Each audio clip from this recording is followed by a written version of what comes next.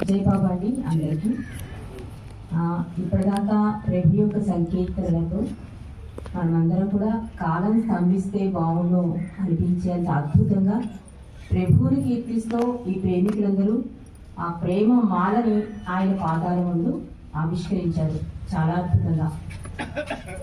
ఈ మెహర్ అవతారంలో మనం 131వ జన్మదినోత్సవాలు మనం చేసుకుంటున్నాం. అది ఇందాక సోదరులు చెప్పినట్టుగా ఆయన ఇచ్చను అనుసరించి, ఎందుకంటే ప్రభు ఇచ్చ లేకపోతే మనం ఆకైనా కదలదు ఉంటాయి కదా, అలా ఆయన ఆశీస్సులు కృప ప్రేమ కారణంగా మనం గత కొన్ని రోజులుగా ఆయన సాన్నిధ్యంలో గడిపే భాగ్యాన్ని ప్రసాదించాడు మెహర్ ప్రభు మనకి.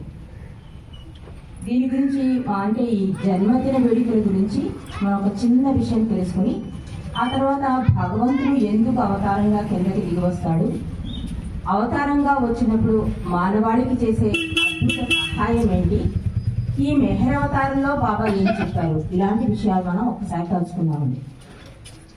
బాబా భౌతికంగా ఉన్నప్పుడు అంటే సర్వాంతర్యామి అయ్యే ముందు భౌతికంగా ఉన్నప్పుడు బాబా పుట్టినరోజు వేడుకలు చాలా అద్భుతంగా సెంటర్లో జరిగేవి.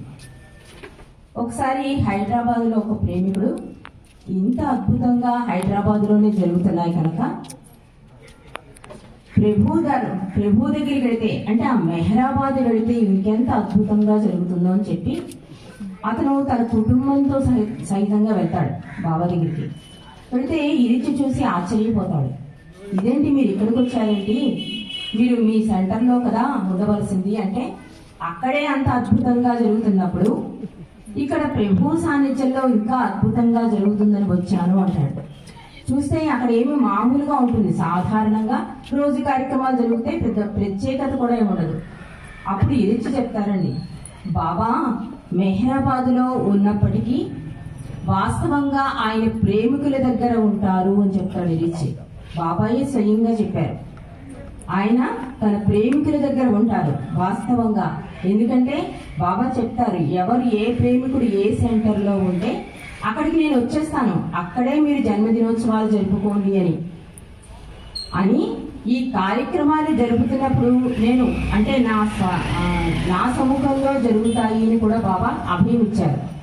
ఈ జన్మదినోత్సవాలు మన ఆంధ్ర సైడేనండి చాలా అద్భుతంగా కడు వైభవంగా చేసుకునే భాగ్యం మనకు కలిగింది. ఎందుకంటే ఆయనే చెప్పారు, స్వయంగా నేను అక్కడికి వచ్చేస్తాను, నా సహకారంతో ఆ కార్యక్రమాలు జరుగుతాయని బాబా ఇచ్చారు హామీ. అందుకని ఆ ప్రేమికుడితో ఇది చెప్తున్నాడు, మీరు మీ సెంటర్కి వెళ్ళిపోండి, అక్కడ ప్రభు యొక్క ఆశీస్సులు ప్రేమ పొందండి అంటే అతను వెంటనే బాబాని కూడా దర్శించుకోండి. ఎందుకంటే బాబా ఆజ్ఞ పాటించి తీరాలి, బాబా స్వయంగా చెప్పారు కనుక అతను వెంటనే తిరుగుముఖం పట్టి హైదరాబాద్లో ప్రభు యొక్క జన్మదినోత్సవ వేడుకలో పాల్గొని ఆయన ప్రేమాశీస్సులు అందుకుంటాడు, ఆనంద పరవశులవుతాడు. అందుకని బాబా కూడా ఏమంటారంటే, నలుగురు ఎక్కడైతే కలిసి నా గురించి మాట్లాడతారో అక్కడ నేను వచ్చి కూర్చుంటాను అన్నారు. అంటే ఈ దర్బారులో ప్రభు వచ్చి కూర్చున్నాడు, మనకి ఆ దర్శన భాగ్యాన్ని కలిగిస్తున్నాడు. ఆ దివ్య మంగళ స్వరూపం చూసి మనం మైమరిచిపోతున్నాం. అసలు భగవంతుడు ఎందుకు ఇలా పుట్టినరోజులు మనం చేసుకుంటున్నాము అంటే బాబాని అడుగుతారు, భగవంతుని పుట్టినరోజు వేడుకలు ఎందుకు చెయ్యాలి అని అడిగితే బాబా అంటారు, నేను మీ మధ్య ఉన్నాను కనుక, నేను భగవత్ రూపాన్ని ధరించి దైవీ మానవుడిగా వచ్చాను కనుక మీరు జరుపుకోవలసిందే అని కూడా బాబా చెప్తారు. అసలు ఈ భగవంతుని ఆ దైవీ మానవుడైన మెహర్ బాబా జన్మదినోత్సవాలు జరుపుకోవడము అన్నది మనందరికీ కృతజ్ఞత పూర్వకంగా చేసుకోవాలండి. ఎందుకంటే భగవంతుడు ఎప్పుడూ కూడా త్యాగమయ జీవితాన్ని గడుపుతాడు. ఏ అవతారం చూస్తున్నా కూడా నిరాకార స్వరూపుడైన భగవంతుడు సాకారుడుగా ఈ భూమి మీదకి కారినప్పుడు దాని అవతారం అంటారని మెహర్ బాబా స్వయంగా చెప్పారు. ఇలా అవతారం దాల్చినప్పుడు ఆయన కోసం ఒక్క క్షణం కూడా జీవించి ఎరగడు పరమాత్మ. ప్రతి సెకను ప్రతి క్షణము కూడా మానవ క్షేమం కోసం, మానవ కళ్యాణం కోసం, ఆ జీవిత గమ్యాన్ని లక్ష్యాన్ని సాధించడం కోసం ప్రభు తపన చెందుతూ ఉంటాడండి ఎక్కువ కూడా. కాబట్టి ఈ అవతారంలో కూడా మెహర్ బాబా చేసిన విశ్వ కార్యక్రమాలు చూస్తే మనలో చాలా మందికి తెలుసు. కానీ ఒక్కసారి ఆ ప్రభు యొక్క చరితాన్ని మనం ఒక్క 5 నిమిషాలు, ఆయన ఎవరికి పుట్టారు, ఆయన ఏం చేశారు, ఆయన మౌని ఎందుకున్నారు, ఇలాంటి విషయాలు ఒక 5 నిమిషాలు తలుచుకునే భాగ్యం మనకు కలగాలండి. ఎందుకంటే ప్రతి వాళ్ళు కూడా జీవిత చరిత్ర అంటే ప్రభు జీవిత చరిత్ర చదువుకుంటే కనుక, తెలుసుకుంటే కనుక, అబ్బా భగవంతుడు ఎంత త్యాగనీతిని చూపిస్తాడా, కేవలం మానవుల మీద ఉన్న ఈ అపార ప్రేమ కరుణ అంతటి కిందకి దిగి వచ్చేలా చేస్తుందా అనిపిస్తుంది. ఒక రామావతారం చూసుకోండి, కృష్ణావతారం చూసుకోండి, బుద్ధావతారం చూసుకోండి, ఏ అవతారం చూసుకున్నా కూడా, ఏ అవతారంలో కూడా భగవంతుడు తన కోసం జీవించి ఎరగలేదు. ప్రతి క్షణం ప్రతి సెకను కూడా త్యాగమయ జీవితాన్ని గడుపుతాడు. అంటే నిరాకారుడైన భగవంతుడు, ఆది అంతం లేని పరమాత్మ, భౌతిక శరీర రూప అవతరణ సమయమే జననం అన్నారు. అంటే ఆయనకి జనన మరణాలకు అతీతుడు. కానీ ఎందుకు ఆయన కిందకి దిగి వస్తాడు అంటే, మనలాంటి ప్రేమికులు ఎన్ని అద్భుత వైభవాల వరాలను పొందుతామో అనేది మనం ఒకసారి గమనించాలి. భగవంతుడి కిందకి రావడం వల్లే కదా మనకి అన్నీ తెలిసాయి. ఒక రామావతారంలో ధర్మం గురించి, కృష్ణావతారంలో జీవిత సారాన్ని చెప్పాడు, బుద్ధావతారంలో కరుణ చూపించాడు, జీసస్ గా, మహమ్మద్ గా, అలా అన్ని అవతారాలుగా వచ్చిన భగవంతుడు చెప్పేది ఒకే ఒక సత్యం: భగవంతుని ప్రేమించండి, భగవంతునిలో ఐక్యం అవ్వండి అని. అలాగే ఈ అవతారంలో కూడా ఆ రాముడే, ఆ కృష్ణుడే, ఆ బుద్ధుడే, ఆ జీససే, ఆ మహమ్మదే మళ్ళీ మెహర్ అవతారంగా వచ్చాడు. మెహర్ బాబా అంటే అండి దయగల తండ్రి అని అర్థం. మీరు ఎలా చెప్తారండి ఆ రాముడే, ఆ కృష్ణుడే అని చాలా మంది అడుగుతూ ఉంటారు. ఎందుకంటే సాధారణ మానవులు ఎలా ఉంటారో అలాగే ఉన్నారు. మనకి భగవంతుడు అంటే, రాముడు అంటే ఒక బాణం, కృష్ణుడు అంటే ఒక మురళి, ఇలా ఒక కొండ గుర్తులు ఉండిపోయాయి. కానీ ఈ అవతారంలో బాబా ఎందుకు ఇలా వచ్చారు అంటే, ఎప్పుడైనా సరే భగవంతుడు ఆ దేశ కాలమాన పరిస్థితులను బట్టి వస్తాడండి. ఇప్పుడు ఈ పరిస్థితుల్లో మానవుడు ఎంత సాధారణంగా ఉన్నాడో అలాగే వస్తాడు ఆయన కూడా. ఒకవేళ రామావతారంలో వచ్చాడనుకోండి, మనం ఏం చేస్తాం, పగటి వేషగాడు అంటాం, వెంటనే అనేస్తాం. ఇలా ఉన్నా కూడా అంటాం. బాబా అదే అంటున్నారు, ఎప్పుడూ కూడా ప్రజల్లో, మానవాళిలో మార్పు రావటం లేదు అంటున్నారు. గతాన్ని పూజిస్తారు, వర్తమానాన్ని విస్మరిస్తారు, భవిష్యత్తు కోసం ఎదురు చూస్తూ ఉంటుంది మానవాళి. అంటే రామావతారంలో కూడా రాముడు ఉన్నంతసేపు రాముడిని ఎవ్వరూ గుర్తించలేదండి. ఆయనకు అవమానాలు అన్నీ జరిగాయి. ఆయన వెళ్ళాక గుడులు కట్టి బదులు చేశారు. అలాగే కృష్ణావతారం, అలాగే బుద్ధ, జీసస్, అలాగే మెహర్ అవతారంలో కూడా చాలా కొద్ది మందే బాబాని దర్శించుకుని ఆయన కొంగు పట్టుకుని ఆయన దర్శన భాగ్యాన్ని పొందిన వాడు ఉన్నారు. మరి మెహర్ బాబా అంటే దయగల తండ్రి. ఆయన మామూలుగా అన్ని అవతారాల్లాగే 1894 ఫిబ్రవరి 25వ తారీఖున పూనా ససూన్ హాస్పిటల్లో జన్మించారు. ఆయన తల్లిదండ్రులు షెరియాజీ, షిరీన్బాన్లు. ఆయన అంటే అన్ని అవతారాల్లో లాగే అద్భుత సంఘటనలు జరిగాయి. కృష్ణావతారంలో ఎలాంటి అద్భుత సంఘటనలు జరిగాయో మెహర్ అవతారంలో కూడా ఆ బాల్యంలో చాలా అద్భుత సంఘటనలు జరిగాయి. ఇక బాబా కూడా మెట్రికులేషన్ వరకు చదువుకున్నారు. మనం ఇక్కడ చిన్న సంగతి తలుచుకోవాలండి.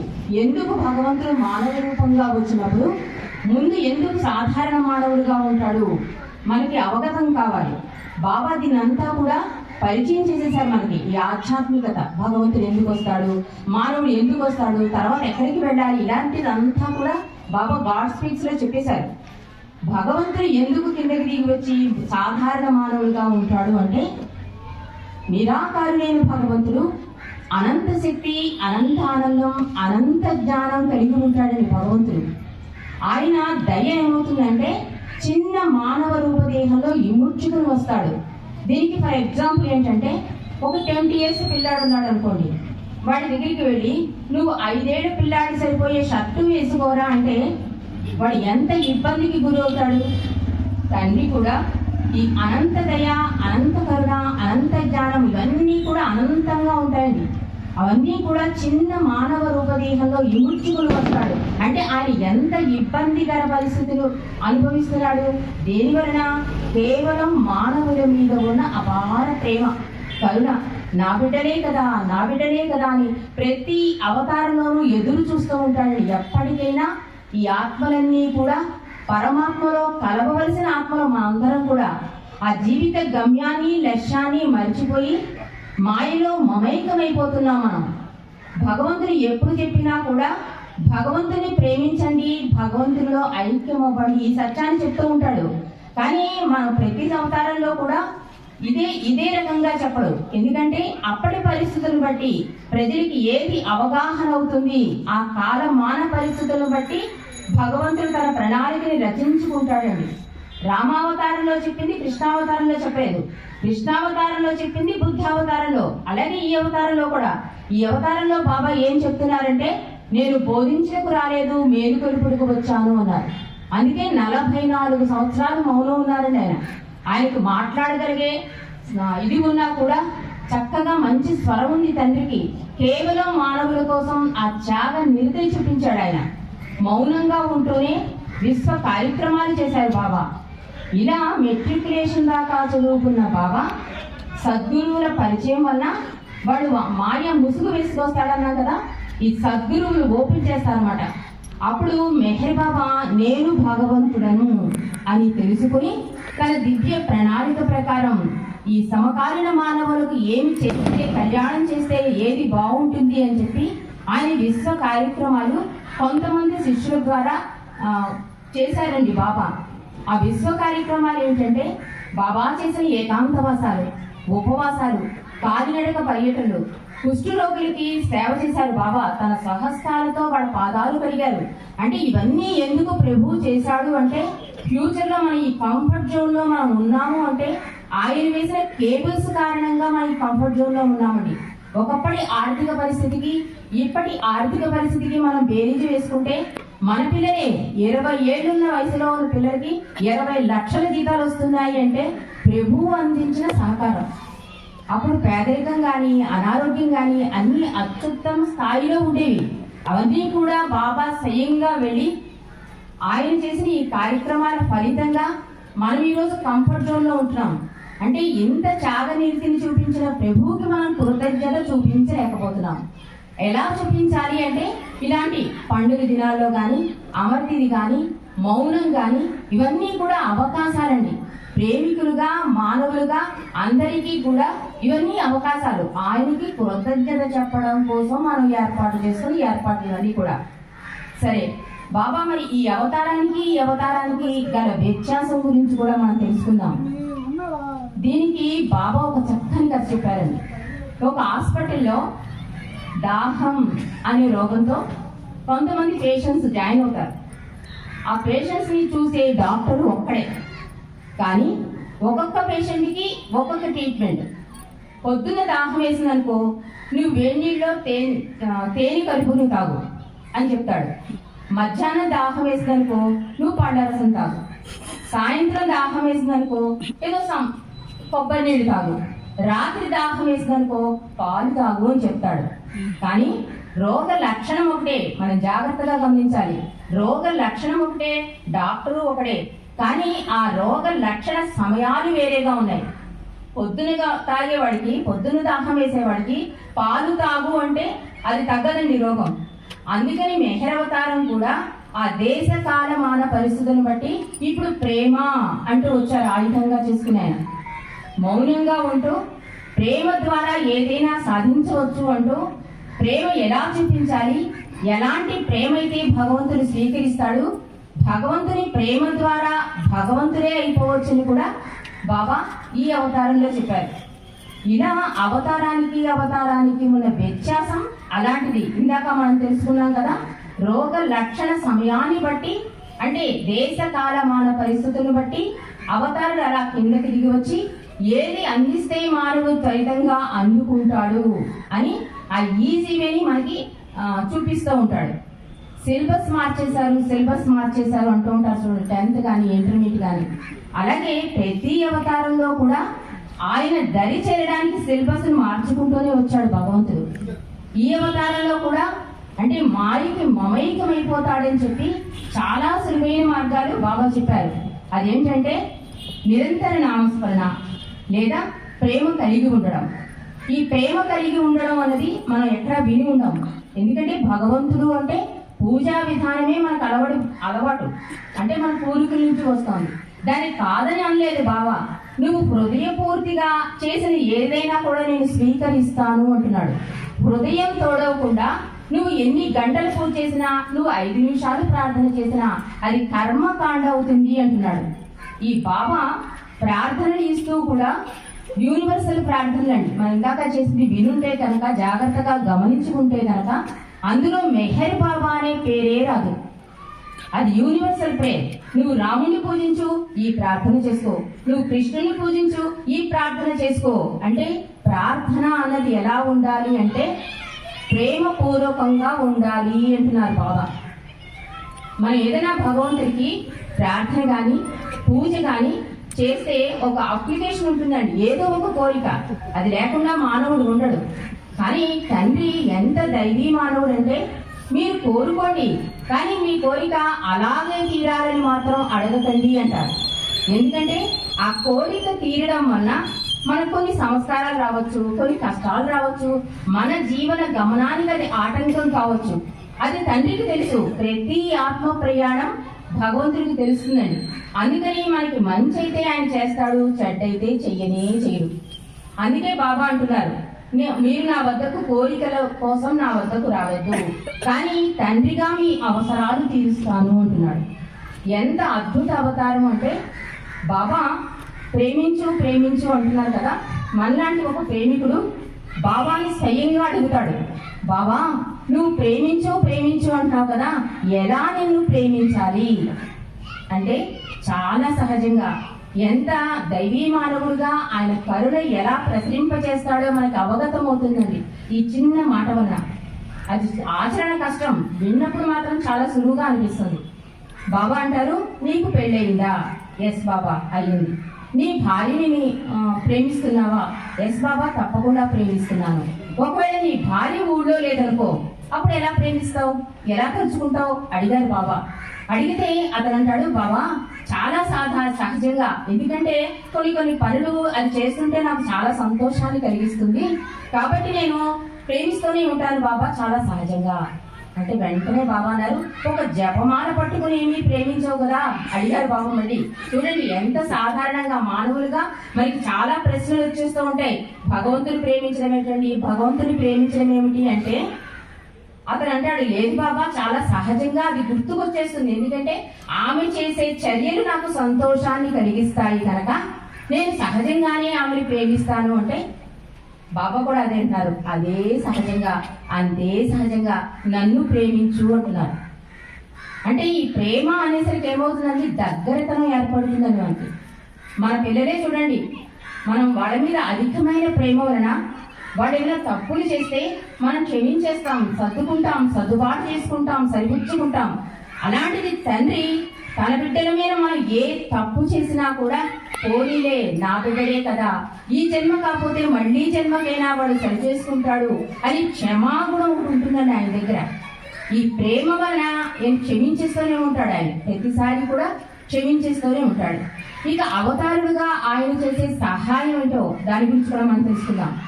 ఎందుకంటే ఒక ఆత్మ ప్రయాణం ఎలా ఉంటుందంటే, బాబా చెప్పిందండి, రాతి నుంచి మొదలై పరిపూర్ణ మానవుడు అవుతాడు. అయ్యాక 100% చైతన్యం వచ్చేస్తుందన్నమాట. రాయిగా జంతువుగా ఉన్న చైతన్యం నెమ్మదిగా వృద్ధి చెంది 100% నేను మానవుడును అనే స్థితికి వచ్చాక ఆత్మ ఏమనాలి, నేను భగవంతుడును అనాలి. కానీ అంటలే నేను ఫలానా, నేనది, నేనిది, నా కోసం, నా కంఫర్ట్, ఇలా మాయలో మమైకమైపోతూ ఉంటుంది ఆత్మ. అలాంటి ఆత్మల్ని గమ్యం చేర్చడం కోసం ప్రతిసారి కిందికి దిగి వస్తూ ఉంటాడండి ఆయన. దీనికి ఒక చిన్న కథ బాబా చెప్పిన కదే. ఒక పులి ఒక చిన్న పులిపిల్లని కనేసి చనిపోతుంది. ఆ చిన్న పులిపిల్లని ఒక గొర్రెల కాపరి చూసి, అయ్యో దీనికి ఎవరు లేరే అని చెప్పి తన గొర్రెల మందలో చేర్చుకుంటాడు. ఆ పులిపిల్ల ఏమవుతుందంటే ఆ గొర్రెల మందలో కలిసిపోయి పులిపిల్ల గొర్రె పిల్లలా మారిపోతుంది. అంటే గొర్రెలాగే అరుస్తుంది, గొర్రెలాగే ఆకులు తింటుంది, ఇలా చేస్తూ ఉంటుంది. ఒకసారి పెద్ద పులి ఒకటి వచ్చి ఈ పులిపిల్లను చూస్తుంది. అదేంటి, ఇది పులిపిల్ల కదా, గొర్రెలా అరుస్తోంది ఏంటి ఆశ్చర్యపోతుంది.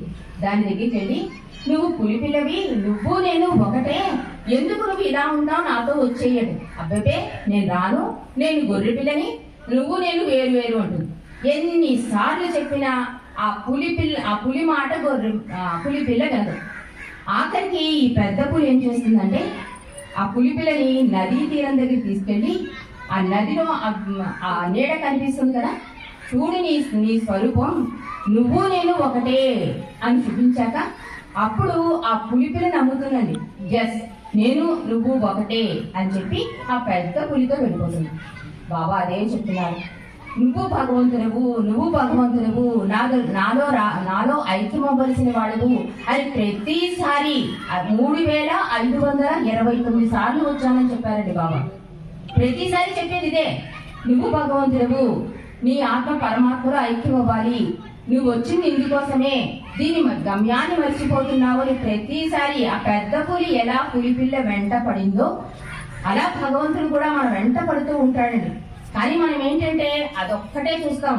ఈ జన్మలో మన ఈ కంఫర్ట్, ఈ ఎంజాయ్మెంట్ ఇదే మనం చూస్తున్నాం, మన గమ్యాన్ని మర్చిపోతున్నాం. ఎందుకంటే మాయ ప్రభావం ఎక్కువ ఉండడం వల్ల. అందుకని బాబా ఏం చెప్తున్నారంటే ఈ మాయ ప్రభావం వల్ల మీరు దాన్ని దూరం అవ్వాలంటే నన్ను ప్రేమించండి అంటారు. ప్రేమ అంటే మనం ఏమనుకుంటామంటే ఇలా బాబా ఫోటో దగ్గర నించుని ఐ లవ్ యూ చెప్పడమా, లేక మన పూజా మందిరంలో బాబా ఫోటో దగ్గర ప్రార్థనలు చేయడమా? కాదు అంటున్నాడు తండ్రి. ప్రేమ అంటేటండి నీకు ఇబ్బంది కలిగినా, ఇతరుల సుఖ సంతోషాలు కోరు, అంటే నీకు నష్టం కలిగినా సరే అది కూడా భగవంతుని ప్రేమించడమే. పరోక్ష నింద పరనింద వద్దు, అలా నువ్వు ఉంటే కనుక అది కూడా భగవంతుని ప్రేమించడమే. నువ్వు నిరాశకు లోనవ్వు. నువ్వు ఎప్పుడైతే ఈ జీవితాన్ని యాక్సెప్ట్ చేసి అంతా భగవంతుని ఇచ్చా అని నీ జీవితాన్ని ముందుకు తీసుకెళ్తావు కదా, అంటే జీవితంలో ఏ కష్టం సుఖం కలిగినా కూడా తండ్రి ఇచ్చ నడిపిస్తోంది అనే భావనతో నీ జీవితాన్ని ముందుకు తీసుకెళ్ళడం కూడా భగవంతుని ప్రేమించడమే. ఇక బాధపడకుండా ఉండడం, ఎందుకంటే ఈ మాయా ప్రపంచంలో ప్రతి సెకను ఇంట్లో పని మనిషి రాకపోయినా మనం టెన్షన్ పడిపోతామండి. ఆ రోజంతా డిస్టర్బ్ చేసేసుకుంటాం. ఈ డిస్టర్బెన్స్ కూడా కారణం ఏంటి? మాయా ప్రభావం, బాధ. ప్రతిదీ బాధే మనకి ఏదైనా కాస్త అనీజినెస్ ఉందంటే బాధ, ఇంకా జీవితం మొత్తం పోయినట్టుగా బాధపడతాం. అందుకని బాబా ఏమంటున్నారు, పాజిటివ్ థింకింగ్ గా ఉండు, ఏదైనా నా మంచి కోసమే. అలాగా బాధపడకుండా ఉండడం, ప్రతి దాన్ని ఓర్పు కలిగి ఉండడం, అంటే సహనం కలిగి ఉండడం, ఎలాంటి పరిస్థితులు వచ్చినా కూడా. ఇవన్నీ ఉంటే కనుక అంటే ఇందులో ఏ ఒక్కటి ఉన్నా మిగిలినవన్నీ వచ్చి కూర్చుంటాయని కూడా బాబా చెప్పారు. ఒక విధేయత ఉందనుకోండి, ప్రేమ కూడా ఆటోమేటిక్ గా వచ్చేస్తుంది. ఎందుకంటే విధేయత ఎలా వస్తుందండి? ఇష్టం కలిగితేనే విశ్వాసం వస్తుంది, ప్రేమ కలుగుతుంది, విధేయత చూపుతావు, సహనం కలుగుతుంది. ఇన్ని లక్షణాలన్నీ ఒక్కదాని వల్ల వచ్చేస్తాయండి, ప్రేమ వలన అంటున్నారు బాబా. కాబట్టి ప్రేమించండి, నా దరికి చేరండి అని చెప్పి ఈ అవతారంలో బాబా చెప్తున్నారు. మరి అవతారానికి వ్యత్యాసం తెలుసుకున్నాం. అవతారుడిగా వచ్చినప్పుడు ఆయన ఏం చేశాడో తెలుసుకున్నాం. మరి బాబానే ఎందుకు పూజించాలి? ఎందుకు అంటే ఇప్పుడు ఈ మాయా ప్రపంచంలో అంత స్పీడ్ అయిపోయిందండి, ఎవరికి కూడా టైం లేదు. ఏదైనా అన్నామంటే ముందు భగవంతుడికే మనం జెండా చూపించేస్తాం, ఫస్ట్ తర్వాత చేద్దామని. అందుకని బాబా ఈ చాలా సులువైన మార్గం. మీరందరూ కూడా జీవితాన్ని సాధారణంగా భగవంతుని సీరియస్ గా తీసుకోండి, అప్పుడు జీవితంలో ఏం వచ్చినా కూడా మీరు ధైర్యంగా ఎదుర్కోగలరు అని చెప్తున్నారు. చాలా సులువైన మార్గం. ఎలాగా? జీవితాన్ని సాధారణంగా, భగవంతుని సీరియస్ గా. ఎలాగండి జీవితాన్ని సాధారణంగా తీసుకుంటాం? నేను లేకపోతే నా మనవడికి కుదరదు, నేను లేకపోతే నా కొడుకు కుదరదు, ఇలా మనం పోస్ట్ పోన్ చేస్తూ ఉంటామండి. అందుకని బాబా ఏమంటున్నారంటే నువ్వు సన్యసించిన అవసరం లేదు, తామరాకు మీద నీటి బొట్టులా అది ఎలా అంటకుండా ఉంటుందో అలా ప్రతి బాధ్యతని నా బాధ్యతగా, అంటే భగవంతుడు ఇచ్చిన బాధ్యతగా నువ్వు స్వీకరించి నువ్వు చేసే ప్రతి పనిలో నన్ను అనుసంధానం చేసుకుని నిత్య సంగతులను చేసుకుని నాకు అప్పగిస్తే కనుక దాని వలన వచ్చే కష్ట నష్టాలు, మంచి చెడు అన్నీ కూడా నీకు అంటవు అంటున్నారు. అంటే ఎందుకు అంటకూడదు అంటే మనం చేసే ప్రతిదీ కూడా ఒక సంస్కారం ముద్రైపోతుందండి. అది మంచైనా చెడైనా కూడా మన పెద్దలు అనేవారు చూడండి, ఆఖరి గడియలో వాళ్ళ వాడికి 10 రూపాయలు ఇవ్వాలరా, ఇచ్చేనేవారు. ఎందుకంటే ఆ 10 రూపాయలు ఇవ్వడం కోసం మళ్ళీ జన్మ ఎత్తాలి. అందుకని బాబా చెప్తున్నారు, ఈ జన్మలో అవతారంగా వచ్చినప్పుడు భగవంతుడికి సాధకుడికి అవతారం ఒక భారతి వేసేస్తాడండి. చాలా సులువైన భారతి, దాని మీద నడుచుకుని వెళ్ళిపోవచ్చు మాట సాధకుడు. అంటే అవతారుడు ఉన్నప్పుడు పట్టుకోవడం, అవతారం చాలించిన తర్వాత పట్టుకోవడం అనేది, దాని గురించి కూడా బాబా ఏం చెప్తారంటే, అప్పుడు కూడా నువ్వు భగవంతుడితో ఐక్యం అవ్వగలవు. కానీ మీరాబాయి, పాండురంగుడు వీళ్ళు చేశారు చూసారా, వాళ్ళు అవతారం చాలించినా కూడా కఠోరమైన దృఢ విశ్వాసంతో, గట్టి నమ్మకంతో జీవితంలో వచ్చే ఆటుపోట్లన్నీ ఎదుర్కొని ఆ రాముడిలో ఐక్యమయ్యారు వాళ్ళు. కానీ అంత ఓపిక సహనం మీలో లేవు పరిస్థితుల ప్రభావం వల్ల. కాబట్టి నిరంతర నామస్మరణ చెయ్యి, ప్రేమించు, దేనికి మమైకమైపోకు, ఇలా బాబా చెప్తూ వస్తున్నారు కదా. వారధిగా ఉంటానని చెప్తున్నారు, ప్రేమించమని చెప్తున్నారు, ఏది చేసినా అది ప్రేమకు దారి తీస్తుందని చెప్తున్నారు, ఇన్ని గుణాలు నీలో అలవడాలని చెప్తున్నారు. ఇవన్నీ కూడా మనకి సుసాధ్యం అంటే అసాధ్యం అనిపిస్తాయండి. అమ్మో మనం చేయగలమా? పరోక్షంగా చేయకుండా ఎలా ఉండగలం? ఇద్దరం కలిస్తే మూడో మనిషి గురించి మాట్లాడతాం. అందుకని బాబా చాలా సులువైన మార్గం. అసలు ఈ అవతారమే అద్భుత అవతారం అండి. మనం గమనిస్తే కనుక, ఎవరైనా కొత్త వాళ్ళు ఉంటే కనుక, ఇప్పుడు ఈ సంభాషణ అంతా విన్నారు కనుక, ఈ శ్రీకాకుళం బాబా సెంటర్ లో మెహర్ ప్రభు చరిత్రం అని ఉంటుందండి. అంటే ప్రతి క్షణం ప్రతి సెకను ప్రభువు ఏం చేశాడు, మనకి రామాయణం భారతం ఇవన్నీ ఎవరో రాస్తే మనం చదువుకున్నాం, కానీ ఇది సాక్ష్యం. మెహర్ ప్రభు చరిత్రము అనేది ప్రభు స్వయంగా ఆయన ఏం చేశాడనేది ప్రతి సెకను రాసి ఉంటుంది అందులో. అది గమనిస్తే కనుక భగవంతుడు ఇంత త్యాగమయ జీవితాన్ని గడుపుతాడా అని కూడా మనకి అవగతం అవుతుంది. కాబట్టి కొత్త వాళ్ళు ఎవరైనా ఉంటే, మెహర్ బాబా అవతారుడు అనే నమ్మకం కలిగి ఉంటే ఒక్కసారి రండి సెంటర్కి వచ్చి ఆ ప్రభు చరిత్రం చదవండి, ఆ సంకీర్తన వినండి, ప్రార్థనలు వినండి. ఇవన్నీ కూడా బాబా కూడా చెప్తారు. మీ బాబా కూడా నన్నే పూజించండి అని చెప్పలేదు బాబా. మీ మతంలో ఉంటూ మీ మతం ఏం చెప్పిందో దాన్ని నిజాయితీగా పాటించు అన్నారు. ఒకవేళ నా మీద నీకు ప్రేమ కలిగితే నువ్వు పూజించే దేవుళ్ళతో పాటు నా ఫోటోలు కూడా అక్కడ పెట్టుకో, ఒక్కసారి పరీక్ష పెట్టుకో, నీ అవసరాన్ని అడుగు, అది తీరితే కనుక నన్నే నా కొంగే పట్టుకుని ఉండు అని కూడా బాబా భరోసా ఇచ్చారు. అప్పుడు అనిపిస్తున్నమాట, ఆ రాముడే ఈ మెహర్ బాబా, ఆ కృష్ణుడే ఈ మెహర్ బాబా అని అవగతం అవుతుందని. అలా బాబా స్వయంగా రాముడిగా దర్శనాలు ఇచ్చారు, కృష్ణుడిగా దర్శనాలు ఇచ్చారు, జీసస్ క్రీస్తుగా కూడా బాబా దర్శనాలు ఇచ్చారు. అలాంటి అనుభవాలు కలిగిన వాడు ఇంకా ఇప్పటికీ ఉన్నారు. కాబట్టి బాబా జీవిత చరిత్ర తలుచుకుంటే కనుక మనకి భగవంతుడు అంటే ఏంటో తెలుస్తుంది, ఆయన ఏ పనులు చేస్తాడో తెలుస్తుంది. కాబట్టి ఈ అవతారం ప్రేమ అవతారం. మరి ఇవన్నీ చెప్తున్నారు, పరోక్షంగా వద్దు, బాధపడవద్దు, నిరాశ పొందొద్దు, ఇలా అన్నీ చెప్తున్నప్పుడు బాబా అన్నారు, ఇవన్నీ ఆచరించడం కష్టం మీకు అన్నారు బాబా. తెలుసు ఆయనకి, దైవీ మానవుడుగా ఆయనే సూచించి ఆచరించి చూపించిన విధానాలన్నీ ఉన్నాయండి. ఒక నవజీవనమైన ఈ ఆఖరికి ఆయన చెప్పిన గాడ్ స్పీక్స్ ఇవన్నీ కూడా ఆయన సూచించి ఆచరించి చూపించారు ఆయన. అందుకని బాబా ఏమంటారంటే, ఇవన్నీ లక్షణాలు నీలో ఆచరణ చేయడం అంటే కష్టం కనుక నిరంతర నామస్మరణ చెయ్యి అంటున్నారు. సరే, నిరంతర నామస్మరణ చెయ్యి అంటున్నారు. నిరంతర నామస్మరణే నా నిజమైన ఆరాధన అని కూడా బాబా చెప్తున్నారు. దీని గురించి ఒక కథ తెలుసుకుని నామస్మరణ వల్ల ఎంత మహిమ కలుగుతుందో, ఎంత శక్తి కలుగుతుందో మనం తెలుసుకోవచ్చండి. ఒక గురువు గారు ఇలాంటి సభలో భగవంతుని గురించి చెప్తూ ఉంటారు.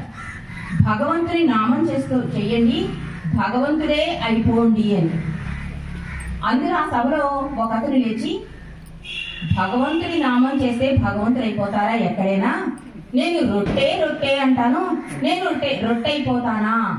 అంత నిండు సభలో అంత పెద్ద గురువు గారిని హాస్యం ఆడతాడండి. గురువు 2 సార్లు ఊరుకుంటాడు, 3వసారి గురువుకి విసుగొస్తుంది. అంటే వీడికి అనుభూతి చెందితే గాని వీడు నమ్మడు అనుకుని గురువు నిండు సభలో అతని మూర్ఖుడా అంటే ఒక అనరాని మాట అంటాడు గురువు. ఈ మాట అనేసరికి నిండు సభలో గురువు నన్ను అంత మాట అంటాడా అని ప్రశాంతంగా ఉన్న అతను ఇంక కోపోద్రిక్తులైపోతాడు. అంటే కోపం వచ్చేస్తుంది. కోపం వస్తే ఎలా ఉంటారో మనకు తెలుసు కదా, మొహంతో ఎర్రగా అయిపోయి కుర్చీలోంచి అలా అటు ఇటు కదులుతూ ఉంటాడు. గురువు తన సంగతిని, అదే భగవంతుడి సంగతి అంతా చెప్తూ ఉంటాడు, కానీ ఈ శిష్యుని గమనిస్తూ ఉంటాడు. కాసేపు ఉన్నాక గురువు అడుగుతాడు, ఎందుకు నీలో ఇంత మార్పు కలుగుతోంది అంటే మీకు తెలీదా అంటాడు శిష్యుడు. నాకు అస్సలు ఏమీ తెలియదు, నేనేం చేశాను చెప్పు. మీరు నన్ను నిండు సభలో అనరాని మాటలు అన్నారు కనుక నాకు మీరు ఈ నిండు సభలో క్షమాపణలు చెప్పాలి అంటే గురువు అంటాడు, సరే ఎందువలన నేను క్షమాపణలు చెప్పాలి అంటే నన్ను మూర్ఖుడా అన్నారు. ఆహా, ఒక చెడ్డ మాట ప్రశాంతంగా ఉన్న నీలో ఇంత మార్పు తీసుకొచ్చింది. చెడ్డ మాట గురువు మళ్ళీ రెట్టించి అంటాడండి, ఈ చెడ్డ మాట వలన నీలో ఇంత మార్పు జరిగింది, ఇంత కోపం వచ్చేసింది, ఇంత అసహనానికి లోనయ్యావు, నన్ను క్షమాపణలు అడగమని కూడా కోరావు. మరి చెడ్డ మాటకే అంత శక్తి ఉంటే భగవన్ నామానికి ఎంత శక్తి ఉంటుంది అనేసరికి శిష్యుడికి అవగతం అయిపోయిందండి. ఆహా, భగవన్ నామస్మరణ చేస్తే భగవంతుడు అయిపోతాడు అన్నది గురువు మాట ఎంత సత్యం అని ఆ గురువు పాదాల మీద పడి ఆయన క్షమించమని ఆయన శిష్యుడుగా జాయిన్ అయిపోతాడండి. అంటే భగవన్ నామస్మరణ మహిమ అంత విశిష్టమైనది. బాబా అందుకే ఈ అవతారంలో ప్రేమించు లేదా నిరంతర నామస్మరణ చెయ్యి. ప్రేమ అంటే ప్రేమించడం అంటే మనకు కష్టమైపోతుంది కదా, చాలా కష్టం. ప్రేమించడం అంటే చాలా విశ్వాసం ఉండాలి, విధేయత చూపించాలి. అందుకని నిరంతర నామస్మరణ చెయ్యి. ఈ నిరంతర నామస్మరణ ఎందుకు బాబా ఇచ్చారు అంటే, బాబా భౌతికంగా ఉన్నప్పుడు అండి పెద్ద పెద్ద సహవాసం చేసేవాడు తండ్రి. 10,000 మంది, 20,000 మంది, 1,50,000 మంది దర్శనాలు చేసుకున్నారు. 50,000 మంది చేతి ప్రసాదాలు అందుకున్నారు. ఎన్నో అద్భుత భాగ్యాలు ఇచ్చాడు తండ్రి. అప్పుడు ప్రేమికులు పూర్తిగా బాబా మీద ఆధారపడిపోయేవారండి. ఎలాంటి ఆధారపడిపోవడం అంటే, వాళ్ళింటో చిన్నపిల్లాడి పుట్టిన బాబాకి టెలిగ్రామ్ ఇచ్చేసేవారు, బాబా ఏం పేరు పెట్టాలి అంటే అంత ఆధారపడిపోయేవాడు ప్రేమికులు. బాబా కూడా ఒకవేళ ఏకాంతవాసంలో ఉన్నా, విదేశీ పర్యటనలో ఉన్నా వెంటనే రిప్లై ఇవ్వడానికి కుదిరేది కాదు. బాబా నుంచి రిప్లై వచ్చే వరకు వాళ్ళ ఇంట్లో పుట్టిన ఆ పసిబిడ్డకి పేరు కూడా పెట్టేవారు కాదు. అంటే భగవంతుడి మీద అంత ఆధారపడిపోయేవారు. మరి బాబా ఇప్పుడు భౌతికంగా లేరు కదా, ఎలా ఆధారపడాలి అంటే వెంటనే ప్రేమికులకి సైడ్ సోర్స్ అంటారు కూడా, చూసారా మనం ఇప్పుడు భజనలు, సంకీర్తనలు, బాబా పుస్తకాలు చదువుకోవడం, మెహరాబాద్ వెళ్ళడం, ఇలా బాబాతో భౌతికంగా దగ్గరవుతూ అది ఏమవుతుందంటే ఈ నిరంతర నామస్మరణ కూడా అంతర్గతంగా ఉన్న భగవంతుణ్ణి మేలుకొలుపుతుందండి. ఇది బాబా చేసిన చర్యది. నిరంతర నామస్మరణ కానీ, మెహర్ ప్రభు చరిత్రం చదువుకోవడం కానీ, లేదా నలుగురు ఎక్కడైతే కలిసి పరోక్షనిందికి పరనిందికి బాబా చెప్పిన చిట్కా గుర్తు రావాలి మనకి. నలుగురు ఎక్కడైతే కలిసి కూర్చుని నా గురించి మాట్లాడతారో అక్కడ నేను వచ్చి కూర్చుంటానన్న ప్రభువు గురించి మనం మాట్లాడుకోవడం కానీ, ఇలాంటివన్నీ చేస్తే చెడు సంస్కారాలు, మంచి సంస్కారాలు ఏవి వచ్చి కూర్చోవు, సంస్కార రాహిత్యమవుతుంది. మనలో ఉన్న భగవంతుడు మేలుకుంటాడండి. మేలుకుని ఏం చేస్తాడు, చెప్తూ ఉంటాడు. అంటే ఆ హృదయ ద్వారాన్ని తెలుస్తాడు. ఆ హృదయ ద్వారం తెలిస్తే ఎలా ఉంటుందో కూడా మీకు ఒక చిన్న సంఘటన చెప్తాను. బాబా ఎందుకు హృదయ ద్వారం తెలుగు అంటున్నారు అంటే, ఆ సనాతన దేవాలయం అన్నాడు. ప్రతి మానవుడి హృదయం నా సనాతన దేవాలయం అన్నారు.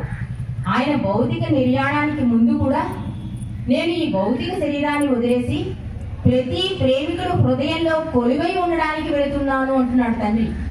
అలా మన హృదయాల్లో ఉన్న భగవంతుడు మేలుకుంటే మనం చెడ్డ మాటలు మాట్లాడమని, ఎవరి చెడు కోరం, అంతా పాజిటివ్ గానే ఉంటాం, అంతా ప్రేమమయమైపోతుంది. ఏ పరిస్థితి కూడా మనం చెల్లించేలా చేయదు. అందుకని బాబా హృదయ ద్వారాలు తెరవండి, మీ హృదయంలో ఉన్న భగవంతుని మేలు కోరపండి. ఇవన్నీ బాబా ఎందుకు చెప్తున్నారు అంటే, ఒక చిన్న సంఘటన, ఒక యాక్సిడెంటే అవుతుంది.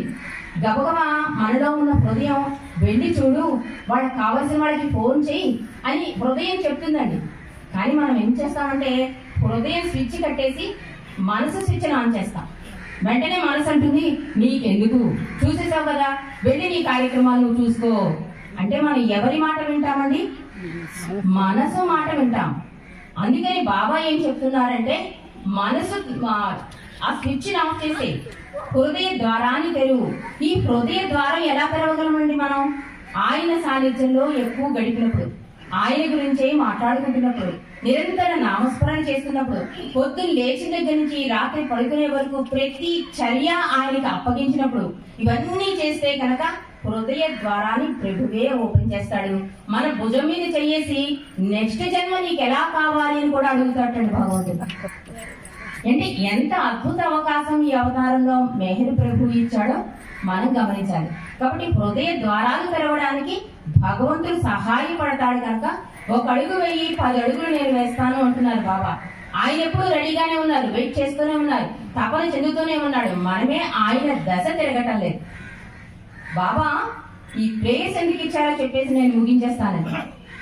పార్వతి గారు ప్రార్థన అన్నది నువ్వు పూజించే భగవంతుడు ఆ స్థాయి గలవాడు, అంటే సర్వరక్షకుడా, సర్వపోషకుడా, సర్వాంతర్యామి. మనం చదివేస్తూ ఉంటాం ప్రార్థనలో, కానీ వెంటనే ఏదైనా వచ్చిందనుకోండి చిన్న ప్రాబ్లం, వెంటనే కలత చెందిపోతాం, కంగారు పడిపోతాం, అన్ని వైపులా దిక్కులు చూస్తాం, ఆ తర్వాత ప్రభు దగ్గరికి వస్తాం. కానీ బాబా ఏమంటారంటే, నువ్వు చేసే ప్రార్థన అవ్వండి, పూజ అవ్వండి, నిజాయితీగా చేస్తే ఎటువంటి పరిస్థితులు వచ్చినా నువ్వు చెల్లించవు అంటున్నారు. అందుకే పార్వతి గారి ప్రార్థన అండి ఆ స్థాయి పెరుగుతుంది అన్నమాట. ఇలాంటి ఉన్నతోన్నతులైన భగవంతుని నీడలో నేనున్నాను కాబట్టి నన్ను మాయ ఏమీ చెయ్యలేదు అనే ధైర్యాన్ని ఇస్తుంది పార్వతి గారి ప్రార్థన. ఇక పశ్చాత్తాప ప్రార్థన, తప్పుని తప్పుగా గుర్తించాక మళ్ళీ ఆ తప్పు చేయకుండా ఉండడం. మానవుడిగా నీకు సహజం, తప్పులు చేస్తావు. అందుకే బాబా ఏమంటున్నారంటే, ప్రతి చర్య ఒక చెడు గాని మంచి గాని ఆలోచన వరకే రాని ఆచరణ చెయ్యకు అంటున్నారు. ఆచరణ చెయ్యకపోవడం వల్ల ఏమవుతుందంటే, అది ఒక సంస్కారం ముద్ర అవదండి, మళ్ళీ జన్మకి పాసాన్ అవదు. ఈ జన్మలోనే ప్రభు దరి చేరడానికి అవకాశం ఉంటుంది పశ్చాత్తాప ప్రార్థన. ఇక మండలి ప్రార్థన అధికాధికంగా ఎందుకు అధికాధికంగా అని పెట్టారు బాబా అంటే, ఆయనకేమీ లాభం కాదు. ఈ అధికాధికంగా ప్రేమించడం వల్ల భగవంతుడికే మొదటి స్థానం ఇస్తామండి. ఇందాక బాబా చెప్పారు కదా, భగవంతుని సీరియస్ గా జీవితాన్ని సాధారణంగా తీసుకోవడానికి అవకాశం ఉంటుంది మండలి ప్రార్థన. కాబట్టి ప్రభు ఇచ్చిన ఈ ప్రార్థనలని మనం చాలా నిజాయితీగా, బాబా కూడా చెప్తారు, నేను అక్కడే ఉంటాను ప్రార్థనలు చేస్తున్నప్పుడు అని కూడా బాబా చెప్పారు.